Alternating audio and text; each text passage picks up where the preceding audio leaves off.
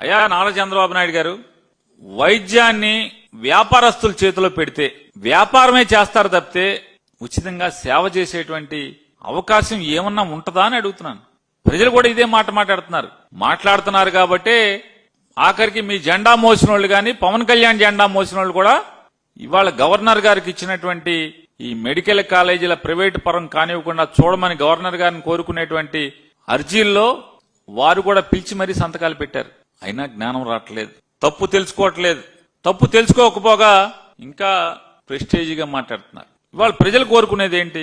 ఈ రాష్ట్రంలో ఉన్నటువంటి ప్రజలు గాని, వ్యవస్థలు గాని కోరుకునేది ఆంధ్రప్రదేశ్ రాష్ట్రంలోనే కాదు, భారతదేశం మొత్తం కూడా విద్య గాని, వైద్యం గాని ఈ రెండు కూడా ప్రభుత్వ రంగంలోనే ఉండాలి, ప్రభుత్వాల చేతుల్లోనే ఉండాలి, పాలకుల చేతుల్లోనే ఉండాలి తప్పితే అదొక బాధ్యతగా ప్రభుత్వాలు భావించాలి తప్పితే ఏ పరిస్థితుల్లో ప్రైవేట్ రంగం దాన్ని ఆ కబంధ హస్తాల్లోకి వెళ్ళిపోతే ప్రజలు సర్వనాశనం అవటం అనేది కూడా ఆ జ్ఞానం లేకపోవటం ఎంత దురదృష్టం ఈ రాష్ట్రానికి.